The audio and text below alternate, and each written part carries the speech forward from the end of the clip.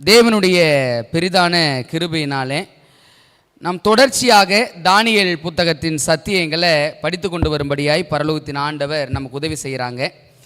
அதில் கடந்த வாரங்களில் தானியேல் 4வது அதிகாரத்தின் நல்ல சத்தியங்களை படிக்கும்படியாய் ஆண்டவர் நமக்கு உதவி செய்தாங்க. அகந்தையை மாற்றிய, அகந்தையை நீக்கிய அற்புத மனிதன் என்ற தலைப்பில் நல்ல ஒரு சத்தியத்தை நாம் படிக்கும்படியாய் பரலோகத்து தேவன் கிருபை பாராட்டினார். தொடர்ச்சியாக தானியேல் 5வது அதிகாரத்தின் சத்தியங்களை நாம் படிக்கும்படியாய் ஆண்டுடைய சமூகத்தில் கடந்து வந்திருக்கிறோம்.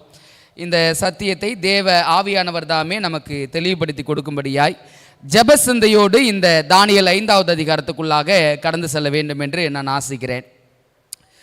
தானியேல் 5வது அதிகாரம் 1வது வாக்கியத்தை நான் வாசிக்கிறேன். பாருங்க, ஒவ்வொரு வசனமாக வாசித்து சம்பவத்தை புரிஞ்சுக்கிட்டு இந்த சம்பவம் முடிவு காலத்தில் எப்படி நடைபெற போகிறது என்பதை நம்ம என்ன செய்ய போகிறோன்னா கொஞ்சம் படிக்க போகிறோங்க.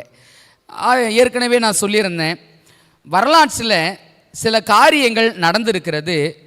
வரலாற்றில் நடந்த சில காரியங்கள் மீண்டுமாக கடைசி காலத்தில் என்ன பண்ண போகுதுங்களா, நடக்க போகுதுங்களா. பிரசங்கி புத்தகத்தில் நம்ம வாசிச்சிருக்கிறோம், சூரியனுக்கு கீழே புதிதாக ஒன்றும் நடக்காது, ஏற்கனவே இருந்தது தான் மீண்டும் நடக்க போகிறது என்பதை வேதம் நமக்கு சொல்லியிருக்க, இந்த தானியேல் 5வது அதிகாரம் எப்படி மீண்டுமாக நடைபெற போகிறது என்பதை நம்ம புரிஞ்சுக்கணுங்க.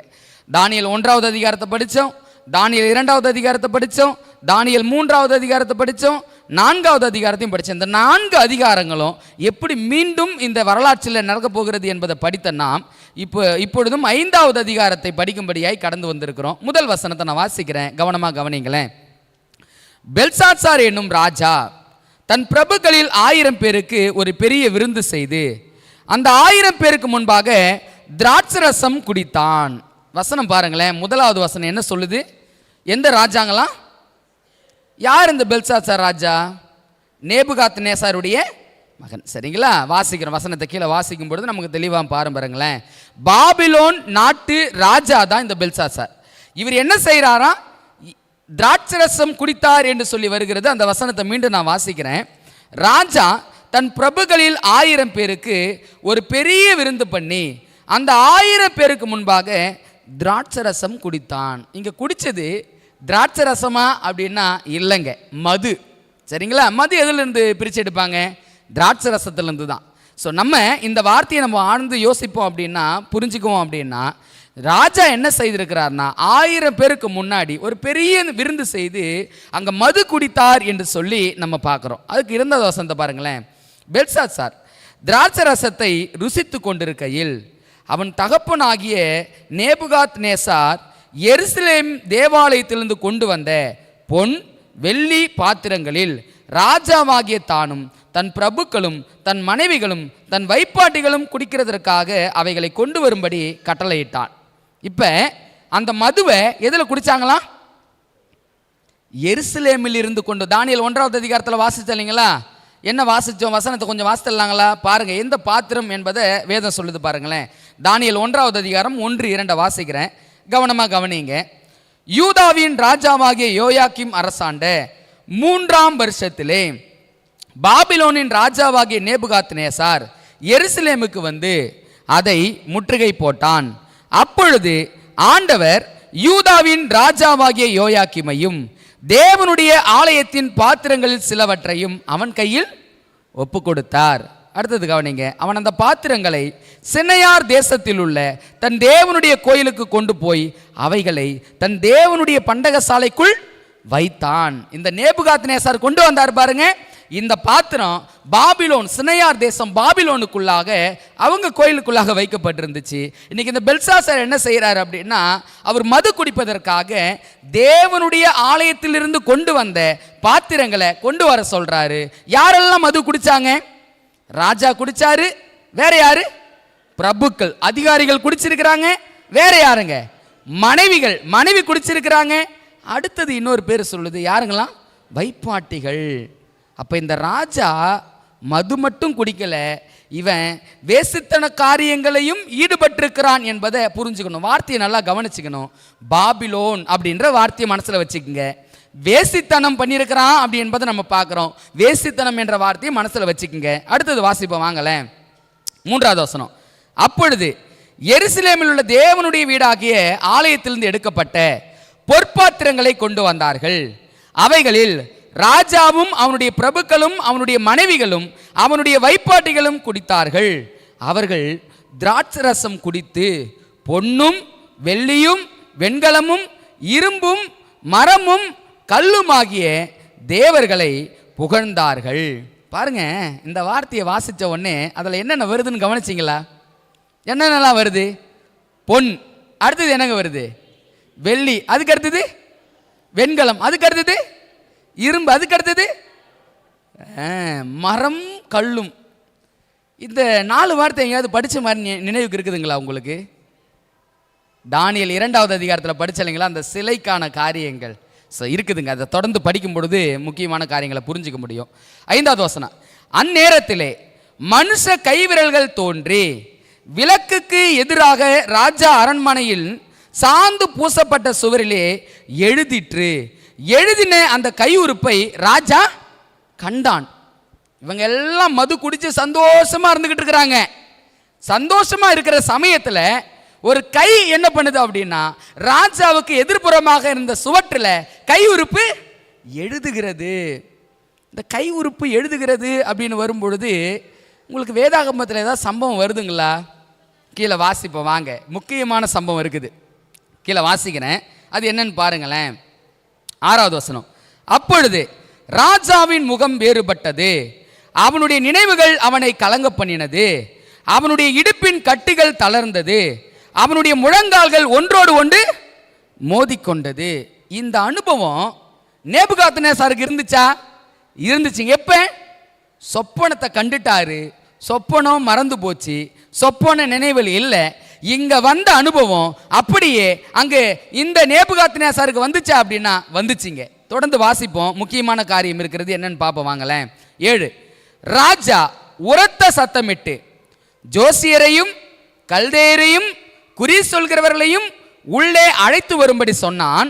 ராஜா பாபிலோன் ஞானிகளை நோக்கி, இந்த எழுத்தை வாசித்து இதன் அர்த்தத்தை எனக்கு வெளிப்படுத்துகிறவன் எவனோ அவன் ரத்தாம்பரமும் கழுத்திலே பொற்சற்பனையும் தரிக்கப்பட்டு ராஜ்யத்திலே 3ஆம் அதிபதியாய் இருப்பான் என்று சொன்னான். இப்ப யாரை கூப்பிட்டாரு? சுவத்தில் எழுதின கையுறுப்பை பார்த்துட்டாரு. பார்த்த உடனே இவருக்கு நடுக்கம் கொடுக்க ஆரம்பிச்சிடுச்சு. நடுக்கம் கொடுக்க ஆரம்பிச்ச உடனே யார் அழைச்சாரு?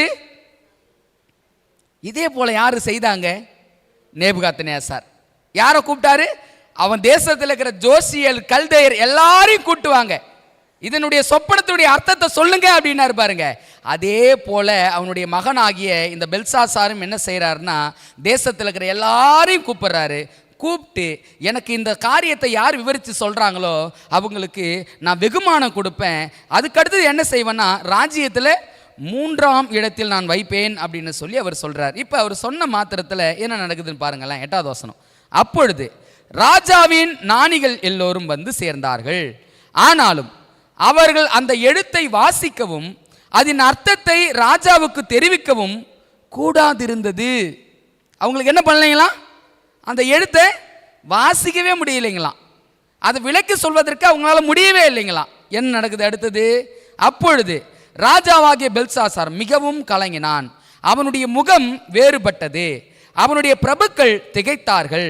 ராஜாவும் அவனுடைய பிரபுக்களும் சொன்னவைகளை ராஜாத்தி கேள்விப்பட்டு. யார் இந்த ராஜாத்தி? யாருங்க? வாசிப்போம், கீழே பாருங்க, கரெக்டா சொல்றீங்க, கீழே வாசிப்போம். ராஜாத்தி கேள்விப்பட்டு விருந்து சாலைக்குள் பிரவேசித்தாள். அப்பொழுது ராஜாத்தி, ராஜாவே நீர் என்றும் வாழ்க, உமது நினைவுகள் உம்மை கலங்க பண்ணவும் உமது முகம் வேறுபடவும் வேண்டியதில்லை. என்ன சொல்றாங்க? உம்முடைய ராஜ்யத்திலே ஒரு புருஷன் இருக்கிறான். அடுத்த வார்த்தை கவனிங்க, அவனுக்குள் பரிசுத்த தேவனுடைய ஆவி இருக்கிறது. உம்முடைய பிதாவின் நாட்களில் வெளிச்சமும் வேகமான தேவர்களின் ஞானத்துக்கு ஒத்த ஞானமும் அவனிடத்தில் காணப்பட்டது. ஆகையால் உம்முடைய பிதாவாகிய நேபுகாத்நேசார் எனும் ராஜாவானவர் அவனை சாஸ்திரிகளுக்கும் ஜோசியருக்கும் கல்தேயருக்கும் குறி சொல்லுகளுக்கும் அதிபதியாக வைத்தார். ராஜாத்தி யார் அப்படின்னா இவருடைய தாயார் வந்து சொல்றாங்க, நீ எதுக்கு கவலைப்படுற? நீ கலங்க வேண்டிய அவசியம் இல்லை. ஏன் அப்படின்னா நம்ம தேசத்தில் ஒருத்தவன் இருக்கிறான். அது யார் அப்படின்னா தேவருடைய ஆவிகளை கொண்டவன். நம்முடைய பிதா, உன்னுடைய பிதாவாகிய நேபுகாத்நேசாரும் இதே போல ஒரு பிரச்சனையில் இருந்தபோது அந்த தானியேல் வந்து தான் என்ன பண்ணாரு, அதற்கான அர்த்தத்தை சொன்னார். இப்போ அடுத்தது என்ன நடக்குதுன்னு பாருங்களேன். ரொம்ப முக்கியமான காரியம். 12 ராஜாவினால் பெல்சாத்சார் எனும் பெயரிடப்பட்ட அந்த தானியேலுக்குள் சொப்பனங்களை வியார்த்தி பண்ணுகிறதும் புதைபொருள்களை வெளிப்படுத்துகிறதும் கருகலானவைகளை தெரிவிக்கிறதுமான அறிவும் புத்தியும் விசேஷித்த ஆவியும் உண்டென்று காணப்பட்டது. இப்போதும் தானியேல் அழைக்கப்பட்டுட்டும் அவன் அர்த்தத்தை வெளிப்படுத்துவான் என்றாள். அப்பொழுது தானியேல் ராஜாவின் முன் உள்ளே அழைத்து வந்து விடப்பட்டான். ராஜா தானியேலை பார்த்து, நீ என் பிதாவாகிய ராஜா யூதா தேசத்திலிருந்து சிறைப்படுத்தி வந்த யூதரில் ஒருவனாகிய தானியேல் அல்லவா? என்ன கேட்குறாரு அவரு? என்னங்க கேட்குறாரு? அவங்க ராஜாத்தை சொல்லிட்டாங்க, இப்படி ஒரு மனுஷன் இருக்கிறாரு, நீ அவரை கொண்டு வா, உனக்கு விளக்கம் கிடைக்குன்னு சொன்னாங்க. அதே போல் கொண்டு வந்தாச்சு. இந்த பெல்சாத்சார் என்ன கேட்டாரு? என்ன தெரியுங்களா கேட்குறாரு? டேய், எங்கள் அப்பா கொண்டு வந்த அடிமை தானடா நீ அடிமை தானடா அப்படின்னு கேட்குறாரு. அடுத்து என்ன நடக்குதுன்னு பாருங்க. ரொம்ப முக்கியமான விஷயம். உனக்குள்ளே தேவர்களின் ஆவி உண்டென்றும் வெளிச்சமும் புத்தியும் விசேஷித்த ஞானமும் உன்னிடத்தில் காணப்பட்டது என்றும் உன்னை குறித்து கேள்விப்பட்டேன். இப்போதும் இந்த எழுத்தை வாசிக்கிறதற்கும் இதன் அர்த்தத்தை எனக்கு தெரிவிக்கிறதற்கும் சாஸ்திரிகளும் ஜோசியரும் எனக்கு முன்பாக அழைத்து கொண்டு வரப்பட்டார்கள். ஆனாலும் இந்த வசனத்தின் அர்த்தத்தை வெளிப்படுத்த அவர்களால் கூடாமற் போயிற்று. பொருளை வெளிப்படுத்தவும் கருகலானவை தெரிவிக்கவும் உன்னாலே கூடும் என்று உன்னை குறித்து கேள்விப்பட்டேன். இப்போதும் நீ இந்த எழுத்தை வாசிக்கவும் இதன் அர்த்தத்தை எனக்கு தெரிவிக்கவும் உன்னாலே கூடுமானால் நீ இரத்தாம்பரமும் கழுத்திலே பொற்சற்பனியும் தரிக்கப்பட்டு ராஜ்யத்திலே 3ஆம் அதிபதியாய் இருப்பாய். ராஜா சொல்றாரு, இது அர்த்தத்தை சொல்லு, நான் உனக்கு ஒரு உயர்வான இடத்தை கொடுக்குறேன், நான் உனக்கு வெகுமதிகளை கொடுக்குறேன்றார். வெகுமதிக்கு மயங்கர ஆள நம்ம ஆளு. கீழே பாருங்க என்ன சொல்றாருன்னு பாருங்களேன். 17வது வசனத்தை வாசிக்கிறேன். அப்பொழுது தானியேல் ராஜ சமூகத்தில் பிரதியுத்தரமாக, உம்முடைய வெகுமானங்கள் உம்மிடத்திலே இருக்கட்டும். என்ன சொல்றாரு? உம்முடைய வெகுமானங்கள் உங்ககிட்டே இருக்கட்டும்பா. அடுத்தது கவனிங்களேன். உம்முடைய பரிசுகளை வேறொருவனுக்கு கொடும். இந்த எழுத்தை நான் ராஜாவுக்கு வாசித்து அதன் அர்த்தத்தை தெரிவிப்பேன். ராஜா உன்னதமான தேவன் உம்முடைய பிதாவாகிய நேபுகாத்நேசாருக்கு ராஜ்யத்தையும் மகத்தையும் கனத்தையும் மகிமையும் கொடுத்தார். இவர் கொடுத்த வெகுமதியை சொன்னாரு, அதெல்லாம் உங்ககிட்டே இருக்கட்டும், நான் ஒரு கதை சொல்றேன் கேளு அப்படின்னு சொல்லி வரலாற்றில் நடந்த ஒரு விஷயத்தை சொல்றார். என்ன சொல்றாரு அப்படின்னா, நீ இன்னைக்கு அரசவையில் உட்கார்ந்துருக்கிறல்ல, இதுக்கு காரணம் யார் தெரியுமா? உன் தகப்பனார். உன் தகப்பனாருக்கு ஆட்சியை கொடுத்தது யார் தெரியுமா? உன்னதமான தேவன். அதை தான் அடுத்து சொல்றாரு பாருங்க. ரொம்ப முக்கியமான காரியத்தை அவர் சொல்றாரு, நம்ம வாசிப்போம்.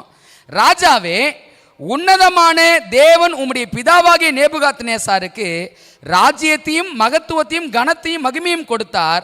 அவருக்கு கொடுக்கப்பட்ட மகத்துவத்தினாலே சகல ஜனங்களும் ஜாதியாரும் பாஷைக்காரரும் அவருக்கு முன்பாக நடுங்கி பயந்திருந்தார்கள். அவர் தமக்கு சித்தமானவனை கொன்று போடுவார், தமக்கு சித்தமானவனை உயிரோடு வைப்பார், தமக்கு சித்தமானவனை உயர்த்துவார், தமக்கு சித்தமானவனை தாழ்த்துவார். அவருடைய இருதயம் மேட்டுமையாகி அவருடைய ஆவி கர்வத்தினாலே கடினப்பட்ட போது அவர் தமது சிங்காசனத்திலிருந்து தள்ளப்பட்டார். அவருடைய மகிமை அவரை விட்டு அகன்று போயிற்று. அவர் மனுஷர் என்று தள்ளப்பட்டார். அவருடைய இருதயம் மிருகங்களுடைய இருதயங்களை போல ஆயிற்று. காட்டு கழுதைகளோடு சஞ்சரித்தார். உன்னதமான தேவன் மனுஷரின் ராஜ்யத்தில் ஆளுகை செய்து தமக்கு சித்தமானவனை அதன் மேல் அதிகாரிகளாக்கிறார் என்று அவர் உணர்ந்து கொள்ளும் மட்டும் மாடுகளைப் போல் புல்லை மேய்ந்தார். அவருடைய சரீரம் ஆகாயத்து பணியிலே நனைந்தது. யாருடைய சரித்திரங்க இது? நேபுகாத்நேசாருடைய சரித்திரத்தை தானியேல் சொல்லிக்கிட்டு இருக்கிறார். இதை சொல்லிட்டு என்ன சொல்றாரு பாருங்களேன். அடுத்தது நான் வசனத்தை வாசிக்கிறேன், கீழே வாசிக்கிறேன் பாருங்க. 22 அவருடைய குமாரனாகிய பெல்சாத்சார் எனும் நீரோ வென்றாள். இதையெல்லாம் அறிந்திருந்தும் உமது இருதயத்தை தாழ்த்தாமல். அப்ப இவன் தகப்பனாகிய நேபுகாத்நேசார், அவன் தேவன் எப்படியெல்லாம் வழி நடத்தினாரு, தேவன் எப்படியெல்லாம் அவனுக்கு ராஜ்யத்தை கொடுத்தாரு, தேவன் அவன் ராஜ்யத்திலிருந்து தள்ளப்பட்ட எல்லா காரியத்தை அறிஞ்சிருந்தவன் யாருங்க? இந்த பெல்சாத்சார். இவன் எல்லாவற்றையும் அறிந்திருந்து இவன் உன்னதமான தேவனுக்கு முன்பாக தன்னை தாழ்மைப்படுத்திருக்கணுமா இல்லையா? ஆனால் இவன் தேவனுக்கு முன்பதாக தன்னுடைய இருதயத்தை என்ன பண்ணுவீங்களா? தாழ்த்தவில்லை. அடுத்தது என்ன நடக்குது? பரலோகத்தின் ஆண்டவருக்கு விரோதமாக உம்மை உயர்த்தினீர், அவருடைய ஆலயத்தின் பாத்திரங்களை உமக்கு முன்பாக கொண்டு வந்தார்கள். நீரும் உம்முடைய பிரபுக்களும் உம்முடைய மனைவிகளும் உம்முடைய வைப்பாட்டிகளும் அவைகளில் திராட்சரசம் குடித்தீர்கள். இதுவும் அன்றி தம்முடைய கையில் உமது சுவாசத்தை வைத்திருக்கிறவரும் உமது வழிகளுக்கெல்லாம் அதிகாரியுமாகிய தேவனை நீர் மகிமைப்படுத்தாமல் காணாமலும் கேளாமலும் உணராமலும் இருக்கிற வெள்ளியும் பொன்னும் வெண்கலமும் இரும்பும் மரமும் கல்லுமாகிய தேவர்களை புகழ்ந்தீர். அடுத்த வசனத்தை கவனிங்க. அப்பொழுது அந்த கையுறுப்பு அவரால் அனுப்பப்பட்டு இந்த எழுத்து எழுதப்பட்டது. இப்போ சொல்லுங்க, சுவத்தில் ஒரு கையுறுப்பு வந்துச்சு எழுதுச்சு அப்படின்னு சொல்லி பார்த்தாங்களே, இந்த கையுறுப்பு யாரால் அனுப்பப்பட்டது? யாருங்க அவரு? இங்கே தான் முதல் டைம் கையுறுப்பு கையால் எழுதுறாரா, இல்லை ஏற்கனவே இவருக்கு கையால் எழுதுகிற பழக்கம் இருந்திருக்குதா? எங்கே எழுதினார் கையால்? சீனாயில் பார்க்குறோம், தன் சொந்த விரல்னால் எழுதி கொடுத்தாருங்க. இரண்டாவது அனுபவம் யோவான் 8வது அதிகாரத்தில் பார்க்குறோம், அந்த ஸ்திரீயை எல்லாரும் குற்றஞ்சாட்டும்படி வந்தாங்க, இவர் உட்காந்து என்ன பண்ணிக்கிட்டு இருந்தாரு? அப்போ இவருடைய வழக்கம் ஒன்று இருக்கிறது. அந்த வழக்கம் என்ன அப்படின்னா, ஒருத்தவங்களுக்கான நியாய தீர்ப்பு வழங்குறதா இருக்கட்டும், ஒருத்தவங்களுக்கான நீதியை கொடுக்கறதா இருக்கட்டும், அவர் என்ன செய்வார்னா தன் கையினால எழுதுகிற பழக்கம் அவருக்கு உண்டு. அவர் யாரு? தேவன். அப்போ இந்த பெல்சாத்சாருக்கு தேவன் கிட்ட இருந்து ஒரு செய்தி வருது. அந்த செய்தி என்ன என்பதான் தானியேல் அறிவிக்கிறாரு.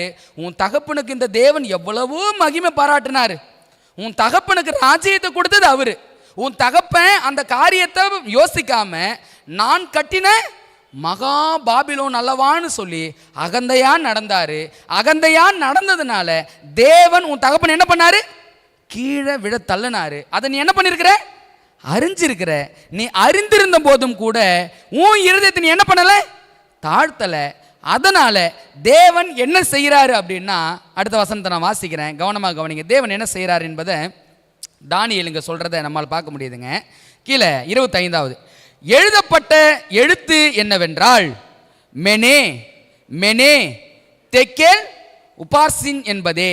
இந்த வசனத்தின் அர்த்தமாவது, கவனிங்க, மெனே என்பதற்கு தேவன் உன் ராஜ்யத்தை மட்டிட்டு அதற்கு முடிவு உண்டாக்கினார். அப்ப இந்த பெல்சாத்சார் பாபிலோனின் ராஜா இருக்கிறான் பாருங்க, இவனுடைய ராஜ்யம் முடிய போகிறது.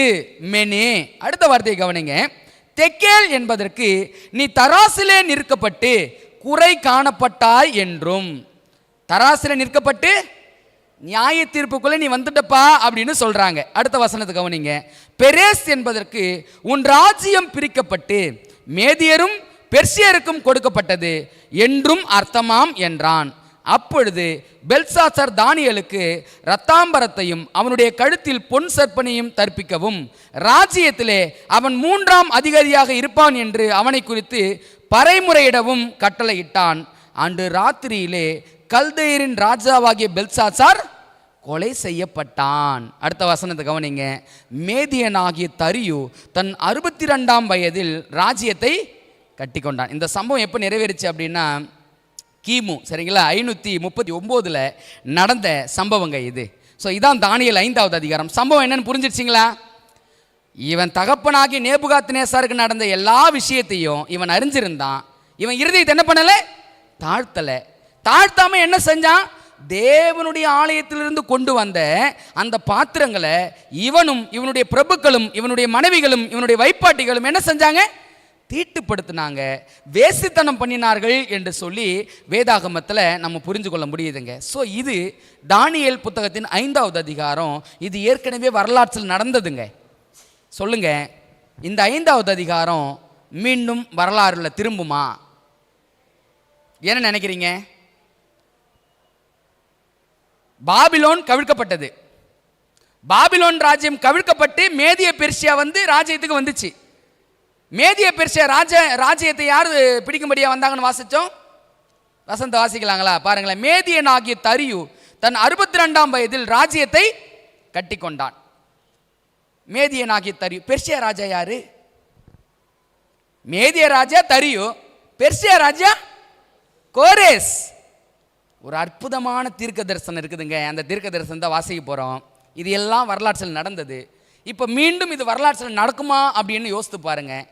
பாபிலோன் ராஜ்யம் என்ற ஒரு ராஜ்யம் இருந்துச்சு. அந்த ராஜ்யம் என்ன செஞ்சான்? ராஜா என்ன செஞ்சான்? முதல் 5 வசனத்தை வாசித்தோம். அவன் மதுவை குடித்தான், மற்றவர்களுக்கும் மதுவை குடிக்க கொடுத்தான். முதல் விஷயத்தை படிக்க போகிறோம். ஏற்கனவே வரலாற்றில் ஒரு பாபிலோன் இருந்துச்சு. மீண்டும் இந்த முடிவு காலத்தில் பாபிலோன் வருமா? அப்படி பாபிலோன் வரும் என்றால் அந்த பாபிலோன் எதை குடிக்கும், எதை கொடுக்கும்? மதுவை குடிக்கும், மதுவை மற்றவர்களுக்கு கொடுக்கும்.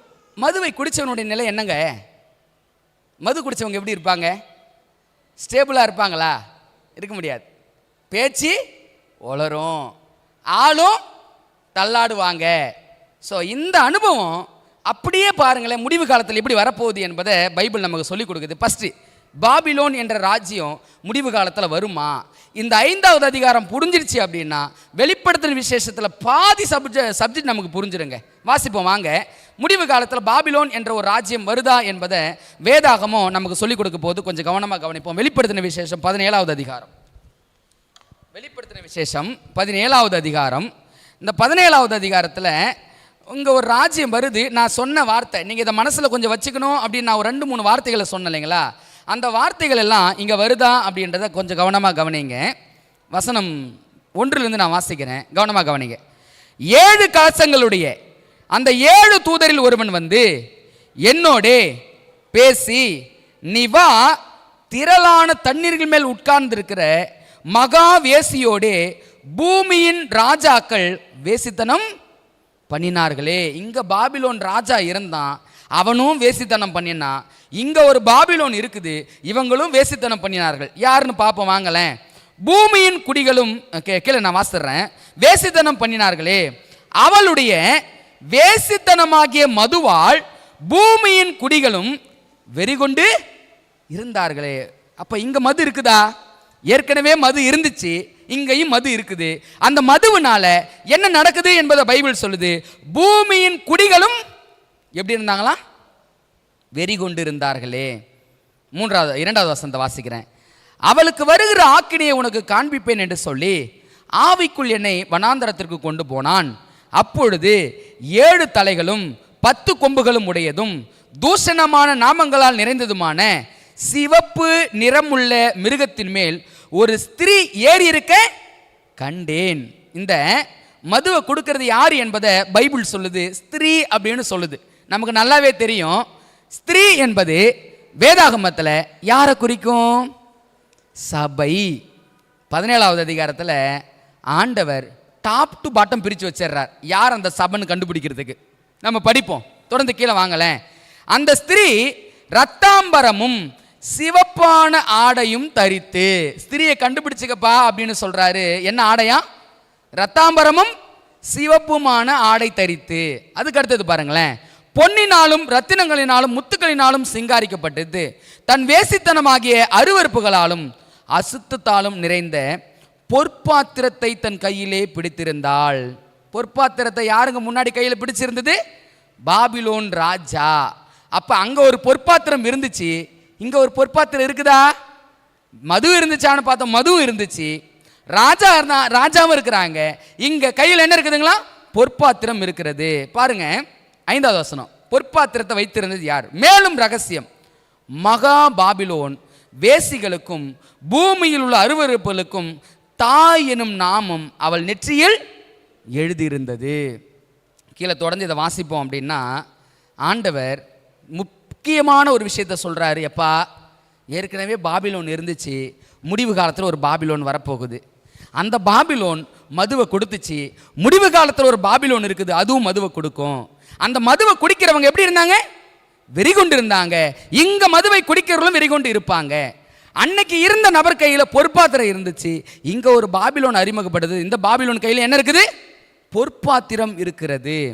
சரிங்க, மது குடிக்குது கொடுக்குது அப்படின்னு சொல்லி பார்க்குறோமே, அந்த மதுவினுடைய நிலை என்ன? வெளிப்படுத்தின விசேஷம் 14வது அதிகாரம். வெளிப்படுத்தின விசேஷம் 14வது அதிகாரம் 8வது வாக்கியத்தை நான் வாசிக்கிறேன். வேறொரு தூதன் பின் சென்று, பாபிலோன் மகாநகரம் விழுந்தது விழுந்தது, தன் வேசித்தனமாகிய உக்கிரமான மதுவை சகல ஜாதிகளுக்கும் குடிக்க கொடுத்தாளே. வசனத்தை வாசிக்கிறோம். அங்க ஒரு பாபிலோன் இருந்துச்சு, விழுந்துச்சா? எந்த காரணத்தினால பாபிலோன் ராஜ்யம் விழுந்துச்சு? சம்பவத்தை பார்க்கலாங்களா? இந்த பாபிலோன் ராஜ்யம் எப்படி விழப்பட்டது அப்படின்னா, இவங்க எல்லாம் ஒரு புறம் மதுவை குடிச்சு, ராஜா முதற்கொண்டு காவல் காக்கிற எல்லா நபர் வரைக்குமே மது குடிச்சு எல்லாரும் எப்படி இருக்கிறாங்க? போதையில் இருக்கிறாங்க. சரிங்களா? அந்த மது மயக்கத்தில் இருக்கிறாங்க. மது மயக்கத்தில் இருக்கும்போது ஆண்டவர் எப்படி பாபிலோனை கவிழ்த்தார் என்று சொல்லி நம்ம பார்க்கும் பொழுது, பாபிலோனை கவிழ்த்தது யாருங்களாம்? மேதிய பெர்ஷியா.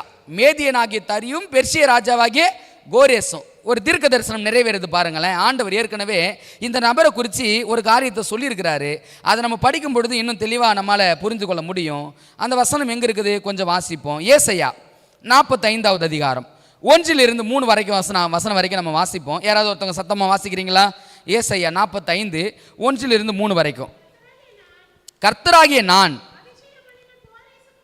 அபிஷேகம் பண்ணின கோரேசுக்கு முன்பாக ஜாதிகளை கீழ்ப்படுத்தி ராஜாக்களின் இடைக்கட்டுகளை அவிழ்க்கும்படிக்கும் அவனுக்கு முன்பாக வாசல்கள் பூட்டப்படாதிருக்க. ஒரே நிமிஷங்க. பாபிலோன் நாட்டு ராஜாவும் இருக்கட்டும், ஜனங்களா இருக்கட்டும், காவல் காக்கிறவர்களா இருக்கட்டும், அவங்க தைரியமா இருந்ததற்கான காரணம் 2. ஒன்று, ஐப்பிராத்து நதி. ஐப்பிராத்து நதியை கடந்து வந்தால் தான் எதை பிடிக்க முடியும்? பாபிலோன் தேசத்தை பிடிக்க முடியும். 2வது, அவனுக்கு இருந்த நம்பிக்கை என்ன அப்படின்னா, சுவர். அவ்வளோ பெரிய சுற்றுச்சுவர் அவன் வைத்திருந்தான், அவ்வளோ பெரிய வாசல் அவன் வச்சிருந்தான். அவன் என்ன நினைச்சான்? இதை தாண்டி ஒரு மனுஷன் உள்ள வரவே முடியாது. ஆனா எப்படி வந்தாங்க என்பதை வசனம் சொல்லுது. அவனுக்கு முன்பாக வாசல்களை பூட்டாதிருக்க. அர்த்த வாசிங்க. கதவுகளை திறந்து வைக்கும்படிக்கும் அவனை பார்த்து அவனது வலது கையை பிடித்து கொண்டு அவனுக்கு சொல்கிறதாவது, நான் உனக்கு முன்னே போய் கோணலானவைகளை செவையாக்குவேன், உன்னை பெயர் சொல்லி அழைக்கிற இஸ்ரவேலின் தேவனாகிய கர்த்தர் என்று நீ அறியும்படிக்கு. வசனத்தை வாசித்தோம். ஆண்டவர் கோரேசு கொடுத்த பிராமிஸ் என்ன அப்படின்னா, உனக்கு முன்னாடி கதவு திறந்துருக்கும்பா, பூட்டப்படாது இருக்காதுப்பா, பூட்டப்பட்டிருக்க வாய்ப்பே கிடையாதுப்பா அப்படின்னு சொல்லி தீர்க்க தரிசனம் சொல்லியிருந்தாலும், இந்த தீர்க்க தரிசனம் எப்படி நிறைவேறிச்சு அப்படின்னா, இங்கே அரசன் முதற்கொண்டு ஆண்டி வரைக்கும் எல்லாருமே மது குடிச்சிட்டு மது மயக்கத்தில் இருந்தாங்க. மது மயக்கத்தில் இருக்கும்போது அவங்களுடைய நம்பிக்கை என்ன அப்படின்னா, கோட்டை சுவரை தாண்டி வர முடியாது. ஏன் வர முடியாதுன்னா, ஐப்பிராத்து நதி ஒன்று இருக்கிறது. ஐப்பிராத்து நதியை தாண்டினா தான் எங்கே வர முடியும்? கோட்டை மதில் சுவர்கிட்டே வர முடியும் அப்படின்னு சொல்லி இவங்க எல்லாம் மது மயக்கத்தில் கதவை திறந்து போட்டுட்டு எல்லாம் மயக்கத்தில் இருக்கிறாங்க. மேதிய பெர்ஷியா ராஜாவாகிய வராங்க. கோரேசு என்ன செய்கிறார் அப்படின்னா, இந்த பாபிலோனை கவிழ்க்கணும் அப்படின்னா இருக்கிற ஒரே ஒரு திட்டம் ஐப்பிராத்து நதி. ஐப்பிராத்து நதியை வெட்டி திருப்பிடான்ட்டாங்க. ஐப்பிராத்து நதியை வெட்டி திருப்பிட்டாங்க. வெட்டி திருப்பி விட்டதுனால நீர் எல்லாமே வெட்டி போயிடுச்சு. ஈஸியாக வந்துட முடியுமா? வந்துட்டாங்க. இங்கே பார்க்குறாங்க, ராஜா முதற்கொண்டு அடிமை வரைக்கும் எப்படி இருக்கிறாங்க? மது மயக்கத்தினால இருக்கிறாங்க. மது மயக்கத்தினால இருந்தபடியினால என்னென்ன ஆச்சு அப்படின்னா, ஈஸியாக போயிட்டு அந்த ராஜ்யத்தை கவிழ்ப்பதற்கு வழி வந்துச்சு. இந்த வழியை உண்டாக்குனது யாரு? தேவன். ஏற்கனவே தீர்க்க தரிசனமாக சொல்லியிருக்கிறாரு, பாபிலோன் கவிழ்க்கப்படும். யார் மூலமாக கவிழ்க்கப்படும்? கோரேசு மூலமாக கவிழ்க்கப்படும் அப்படின்னு சொன்னார். அந்த தீர்க்க தரிசனம் அப்படியே நிறைவேறுச்சுங்க. கேள்வி, முடிவு காலத்தில் ஒரு பாபிலோன் இருக்குதுன்னு பார்த்தோம். அந்த பாபிலோன் மதுவை குடிக்குது, மதுவை கொடுக்குது அப்படின்னு பார்க்குறோம். அது கையில் பொற்பாத்திரம் வைத்திருந்ததுன்னு படித்தோம். பாபிலோன் கவிழ்க்கப்படுமா? முடிவு காலத்தில் வருகிற பாபிலோன் யாருங்க? ட்ரெஸ்ஸை சொன்னாங்க, அதே அதிகாரத்தில் வேலையை சொல்கிறாங்க. அது உட்கார்ந்துருக்கிற மலைகள் 7 மலைப்பா. நீ இப்போ கூகுள் போட்டு பாருப்பா, எந்த நகரம் எந்த சபை 7 மலைக்கு நடுவில் உட்காந்துருக்குதுன்னு இப்போ பாருப்பா அப்படின்னு சொல்லி வேதாகமும் டாப் டு பாட்டம் கொடுக்குது. யார் இந்த 7 மலைக்கு நடுவில் உட்காந்துருக்கிறது? Vatican city. புரியுதுங்களா? பாபிலோன் யாரு? மார்க்கம் என்ன கொடுக்குது? மதுவை கொடுக்குது. மது என்ன? மதுன்னா என்ன அர்த்தம்? பொய் போதகம். அப்போ அது என்ன செய்யுது அப்படின்னா, நிறைய பேர் நீங்கள்லாம் வருத்தப்பட்டது உண்டுங்களா? என்னப்பா இவ்வளோ சத்தியத்தை நான் சொல்கிறேன், இவ்வளோ காரியங்களை அவங்க கேட்குறாங்க, ஆனால் சத்தியத்துக்குள்ளே யோசித்து பாருங்க, மது மயக்கத்தில் இருக்கிறவனை ஈஸியாக கொண்டு வந்துட முடியுமா? என்ன செய்ய வேண்டியதாக இருக்குது அப்படின்னா, அவன் மது மயக்கத்தை ஃபஸ்ட்டு தெளிய வைப்பதற்கான காரியங்களை கொடுக்க வேண்டியதாக இருக்குது. தெளிய வச்சாதான் எங்கே கொண்டு வர முடியும்? இங்கவே கொண்டு வர முடியும். அப்போ என்ன புரிஞ்சுக்கிறோம் அப்படின்னா, அன்னைக்கு ஒரு பாபிலோன் இருந்துச்சு, முடிவு காலத்தில் ஒரு பாபிலோன் இருக்குது. அது மதுவை கையில் வச்சிருந்துச்சு. இன்னைக்கு இருக்கிற பாபிலோனும் மதுவை கையில் வச்சிருக்குது. அது சகல ஜாதிகளுக்கும் கொடுத்துச்சு. அங்கே ராஜ்யத்தில் இருந்த எல்லோரும் மதுவை குடிச்சாங்க. மதுவை குடித்ததுனால வெறி கொண்டிருந்தார்கள்னு சொல்லி வாசிக்கிறோம். இன்னைக்கும் முடிவு காலத்தில் ஒரு பாபிலோன் இருக்குது. இந்த பாபிலோனும் மதுவை கொடுக்குது. இதை குடிக்கிறவங்க எல்லாம் எப்படி இருக்கிறாங்க? வெறி கொண்டு இருக்கிறாங்க. அவங்க செய்யறது தப்பா ரைட்டான்னு என்ன பண்ண முடியல. சத்தியத்தை எங்க இருந்து சொல்றோம்? எங்க இருந்து சொல்றோம்? நம்ம இங்க இருந்து தானே சொல்றோம். வெளியிலிருந்து எங்கன்னா கொண்டு வருமா? வேதாகமத்திலிருந்து சத்தியங்களை சொன்னாலும் கூட அவங்களால என்ன பண்ண முடியல, அக்செப்ட் பண்ண முடியல, ஏற்றுக்கொள்ள முடியல. ஏன் ஏற்றுக்கொள்ள முடியல அப்படின்னா, அவனுக்குள்ள என்ன இருக்குது? மது இருக்குது. ஸோ மயக்கத்தில் இருக்கிறாங்க. மயக்கத்தை தெளிவிங்க ஆண்டவரே. மயக்கத்தை தெளிய வச்சு நம்ம ஒரு செய்தி அவங்களுக்கு கொடுக்க வேண்டியதாக இருக்குது. அவளுக்கு ஏற்படும் வாதிகளில் அகைப்படாமல் அவளை விட்டு வெளியே வாருங்கள் என்று சொல்லக்கூடிய அழைப்பு கொடுக்க வேண்டியதாக இருக்குது. சரி, நம்ம விஷயத்துக்கு வருவோம். அன்னைக்கு பாபிலோனை கவிழ்ப்பதற்கு கோரேஸ் வந்தார். பாபிலோன் கவிழ்க்கப்பட்டுச்சா? கவிழ்க்கப்பட்டுச்சு. முடிவு காலத்தில் ஒரு பாபிலோன் இருக்குதுன்னு சொல்கிறேன். அதுதான் நம்ம சிலையில் பார்த்தோம். சிலையில் கடைசி ராஜ்யம் எது? கடைசி ராஜ்யம் எதுன்னு சொன்னோம். யார் கரெக்டாக சொல்கிறீங்கன்னு பார்க்குறேங்க. நான் சிலையில் கடைசி ராஜ்யம் எதுன்னு சொன்னோம்?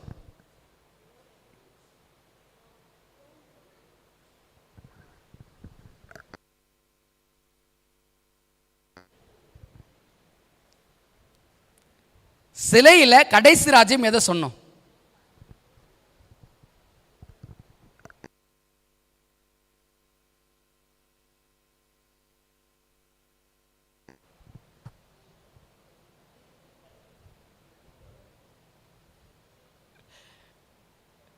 என்ன ராஜ்யங்க?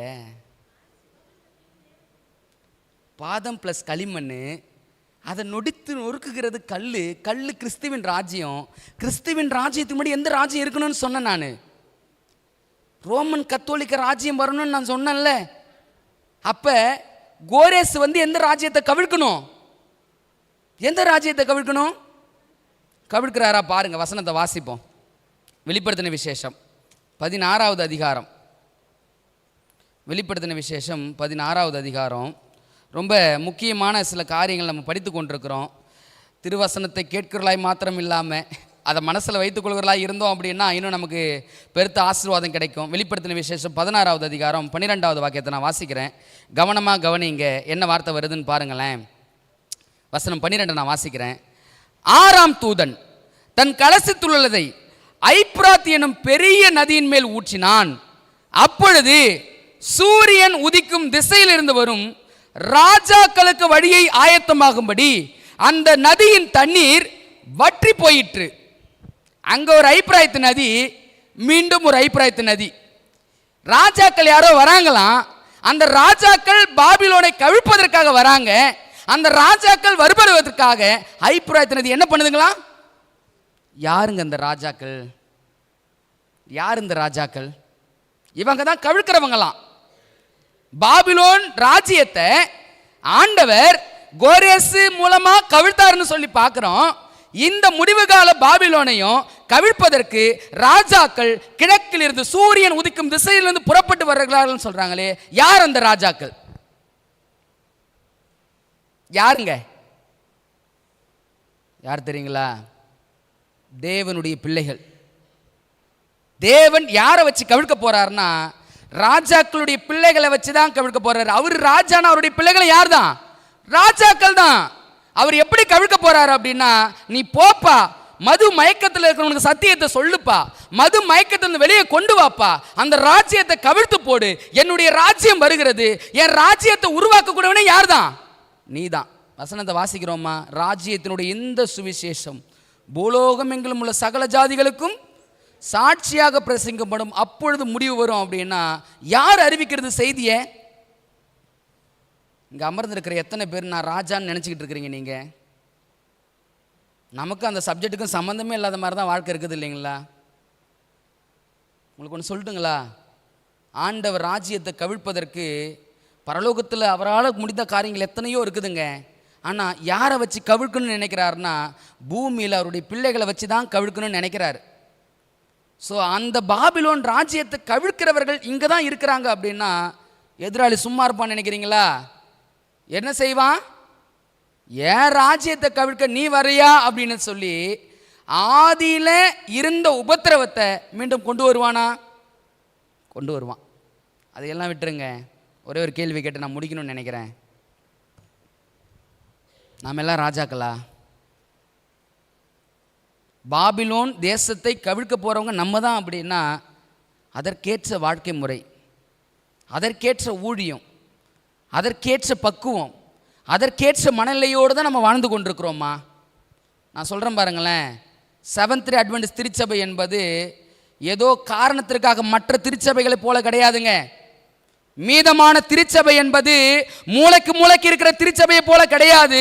இந்த திருச்சபையை தேவன் ஏற்படுத்தின நோக்கம் ஒன்று இருக்கிறது. இந்த திருச்சபையை தேவன் ஸ்தாபித்த ஒரு நோக்கம் இருக்கிறது. மீதமான பிள்ளைகளை தேவன் அழைத்ததற்கு ஒரு நோக்கம் இருக்கிறது. அந்த நோக்கம் என்ன அப்படின்னா, நீ தாண்டா ராஜ்யத்தை கவிழ்க்க போறவன் அப்படின்னு சொன்னா எத்தனை பேரால ஏற்றுக்கொள்ள முடியும்? பெரிய பொறுப்பு நம்ம மேல இருக்குதுங்க. பெரிய கடமை இருக்குதுங்க நம்ம மேல. ஏதோ சனிக்கிழமை வந்துடுச்சு ஆலயத்துக்கு போகணும் கிடையாது. தேவன் இந்த திருச்சபையில் ஒரு அங்கத்தினர் சேர்க்கிறார் அப்படின்னா, இந்த சத்தியத்துக்குள் ஒரு நபரை கொண்டு வருகிறார் அப்படின்னா, அந்த நபருக்கென்று பொறுப்பும் கடமையும் பெருசு. அந்த பொறுப்பும் கடமை என்ன தெரியுங்களா? ராஜ்யத்தினுடைய சுவிசேஷத்தை ஜனங்களுக்கு அறிவிச்சு மது மயக்கத்தில் இருக்கிற ஜனங்களை வெளியே கொண்டு வரும்படியான பெரும் பாக்கியத்தை ஆண்டவர் யார் கையில் கொடுத்துருக்கிறார்? நான் இந்த சத்தியத்தை தியானிக்கும் பொழுதெல்லாம் நினைக்கிறது ஒரே ஒரு காரியம் தாங்க. என்ன தெரியுங்களா? ஆண்டவரே, நான் பிறந்தது ஒரு மார்க்கம், வளர்ந்தது ஒரு மார்க்கம், வாழ்ந்து கொண்டிருக்கிறது ஒரு மார்க்கம், இத்தனை காரியங்களை கடந்து வந்தோம், அர்ப்பணம் தூசியமா கடந்து எங்க கிட்டையா இவ்வளவு பெரிய பாக்கியம்? பரலோகம் இங்க வந்து இருக்கிற ஒவ்வொரு மேலையும் எவ்வளவு பாரத்தோடு இருக்குன்னு சிந்திச்சு பாருங்க. பரலோகம் ரொம்ப பரிதவிக்குதுங்க. பரலோகம் ரொம்ப பாரத்தோடு இருக்குது. அந்த பாரம் என்ன அப்படின்னா, நம்ம வாழ்க்கை முறையை பார்க்குறாங்க. இவனை பாபிலோன் கவிழ்க்கிறவன்னு சொல்லி நான் பார்க்குறேன், ஆனால் பாபிலோன் மது இவனுக்குள்ளாகவே இருக்கிறது. நான் ஒரு கேள்வி கேட்குறேன், சிந்திச்சு பாருங்க. பாபிலோனை விட்டு வெளியே வான்னு நம்ம அழைப்பு கொடுக்குறோம், நம்ம எங்க இருந்துகிட்டு இருக்கிறோம்? சபையை சொல்லுங்க. சபை ஒருபோதும் பாபிலோன் இல்லை. பாபிலோனின் மது நமக்குள்ளாக இருக்கிறதான்னு சிந்திச்சு பாருங்க. பாபிலோன் மதுவில் நானும் மயங்கி இருக்கிறேன்னா சிந்திச்சு பாருங்க. மது மயக்கத்தில் தான் தெளிவா இருப்பான். அவன் நோக்கம் தெரியும், அவன் திட்டம் தெரியும், அவன் வேலை தெரியும், அவனுடைய கடமை தெரியும். அதற்கேற்ற வாழ்க்கை முறை அவன் கண்டிப்பா வாழுவான். ஒருவேளை அதற்கேற்ற வாழ்க்கை முறையே இல்லை, வாரத்தில் 6 நாள் வேலை, 7ஆம் நாள் சபை, இதுதான் வாழ்க்கை, ஊழியம் ஒன்றும் இல்லை, சபைக்கான எந்த பங்கும் கிடையாது. அப்ப நான் எங்க இருக்கிறேன்? மதுவில் இருக்கிறாங்க. உங்களுக்கு ஒன்று சொல்லட்டுங்களா? பரலோகம் உற்று நோக்கி பார்க்குதுன்னு சொன்ன பாருங்க. வெறும் கண்களோடு அது பார்க்கல, கண்ணீர் நிறைந்த கண்களோடு பார்க்குது. ராஜாக்கெல்லாம் ஆண்டவர் உங்களையும் என்ன ஏற்படுத்தணும்னு நினைக்கிறாரு. ஒருவேளை நீங்களும் நானும் ராஜாக்கெல்லாம் மாறலை அப்படின்னா பாபிலோனை கவிழ்ப்பவர்கள் வெளியிலிருந்து வருவாங்களா? என்னங்க நினைக்கிறீங்க? இந்த அடிமையை ஆண்டவர் எப்படியாவது பயன்படுத்தணும்னு பிரயாசப்படுறாரு. நான் ஒத்துழைப்பு தரல, நான் அதற்கேற்ற ஊழியத்தை செய்யல, நான் அதற்கேற்ற வாழ்க்கையை வாழல. தேவன் பாபிலோனை கவிழ்த்தாகணும். எங்கிருந்து எடுப்பார் ஆட்களை? வாசிக்கலாங்களா ஒரு வசனத்தை? ஏசாயாவின் புத்தகத்துக்கு வாங்க. முக்கியமான காரியம். ஆண்டவர் அந்த காரியங்களை சொல்லும் பொழுது முக்கியமான விஷயங்களை நான் சொல்கிறேன். வாங்க, ஏசாயா 66வது அதிகாரம். ஏசாயா 66வது அதிகாரம் 66வது அதிகாரத்தில் நம்ம தொடர்ச்சியாக கொஞ்சம் வாசிக்க போகிறோம். முக்கியமான வசனங்களை மட்டும் நம்ம வாசிக்க போகிறோம். எங்கேருந்து வாசிக்க போகிறேன் அப்படின்னு பாருங்களேன். 19 வசனத்துலேருந்து நான் 18லேருந்து நான் வாசிக்கிறேன். நான் அவர்கள் கிரியைகளையும் அவர்கள் நினைவுகளையும் அறிந்திருக்கிறேன். நான் சகல ஜாதியாரையும் பாஷைக்காரரையும் கூட்டி சேர்க்கும் காலம் வரும். அவர்கள் வந்து என் மகிமையை காண்பார்கள். நான் அவர்களில் ஒரு அடையாளத்தை கட்டளையிடுவேன். அவர்களில் தப்பினவர்களை என் கீர்த்தியை கேளாமலும் என் மகிமையை காணாமல் இருக்கிற ஜாதிகளின் தேசங்களாகிய தரிசுக்கும் வில்வீரர் இருக்கிற பூலுக்கும் லூதுக்கும் துபாலுக்கும் யாவானுக்கும் தூரத்தில் உள்ள தீவுகளுக்கும் அனுப்புவேன். அவர்கள் என் மகிமையை ஜாதிகளுக்குள்ளே அறிவிப்பார்கள். இஸ்ரவேல் புத்திரர் சுத்தமான பாத்திரத்தில் காணிக்கையை கர்த்தருடைய ஆலயத்திற்கு கொண்டு வருகிறது போல உங்கள் சகோதரர் எல்லாரையும் அவர்கள் குதிரையின் மேலும் ரதங்களின் மேலும் குளறி வண்டிகளின் மேலும் கோவேறு கழுதைகளின் மேலும் வேகமான ஒட்டங்களின் மேலும் சகல ஜாதிகளும் இருந்து எருசலேமில் உள்ள கர்த்தருக்கு காணிக்கையாக என் பரிசுத்த பர்வதத்திற்கு கொண்டு வருவார்கள் என்று கர்த்தர் சொல்கிறார். நம்மளை அனுப்பணும்னு ஆசை ஆண்டவர் பிரியாசப்படுறாருங்க. நம்ம அனுப்புறதுக்கு நம்ம அனுமதிக்கல. ஏன் அப்படின்னா ஊழியம் செய்வதற்காக ஒரு காலம் இருக்குன்னா அது இந்த காலம் மட்டும்தான். இந்த காலத்தில் தேவனுக்கு பிரயோஜனப்படாத ஒரு வாழ்க்கை எனக்கு இருக்கும் அப்படின்னா, தேவனுக்கு பிரயோஜனப்படாத ஒரு வாழ்க்கை முறை நான் வாழ்ந்து கொண்டிருப்பேன் அப்படின்னா, தேவன் என்னை பயன்படுத்துவதற்கு போராடி கொண்டிருக்கிறாரு. நான் ஒத்துழைப்பு தரலன்னா ஆண்டவரால் என்ன செய்ய முடியும்? அவர் ராஜ்யத்தை ஸ்தாபிச்சாக்க வேண்டியதாக இருக்குது. எங்கிருந்து கூப்பிட்றாரு தெரியுங்களா? தூரத்தில் இருக்கிற பிள்ளைகளை கூப்பிட்றாரு. வாப்பா, பொறுப்பு ஒப்படைச்சேன், செய்யலை, நீ வா அப்படின்னு சொல்லி ஆண்டவர் பிள்ளைகளை வெளியில் இருந்து கூப்பிட்டு அவருடைய மகிமையை அவருக்கு காண்பித்து, மகிமை என்பது என்ன? குணம். ஆண்டவர் அவர்களுக்கு குணத்தை கொடுத்து நீ போய் புறப்பட்டு போப்பா, நீ போய் ஜனங்களுக்கு என் மகிமை அறிவிப்பா அப்படின்னு சொல்லி அந்த பாக்கியத்தை மற்றவர்களுக்கு கொடுக்கக்கூடிய காலம் வரப்போகிறதுங்க. கிறிஸ்துவுக்குள் அன்பானவர்களே, பாரத்தோடு ஒரு காரியத்தை நான் சொல்லி முடிக்கணும்னு நினைக்கிறேன். ராஜாக்கெல்லாம் மாற போகிறோமா? இல்லை, யூதர்கள் இழந்த ஸ்லாக்கியத்தையும் பாக்கியத்தை போல நாமும் இழந்து போக போகிறோமா? நம்ம எங்கே இருந்து கொண்டிருக்கிறோம்? கடைசியாக எருசலேமின் அந்த காரியங்களை ஆண்டவர் ஆலயத்தை பார்த்து கண்ணீர் விட்டு ஒரு வார்த்தை சொன்னார். எருசலேமே எருசலேமே, கோழி தன் குஞ்சுகளை கூட்டி சேர்க்கும் வண்ணமாய் எத்தனையோ முறை உங்களை கூட்டி சேர்க்க ஆசைப்பட்டேன், ஆனால் உங்களுக்கும் வர மனதில்லாமல் போயிடுச்சு. ஆதலால் எதிரிகள் உன்னை சூட மதில் போட்டு உன்னில் உள்ள பிள்ளைகளை அவங்க என்ன பண்ண போறான்? சுட்டெரிக்க போறான்.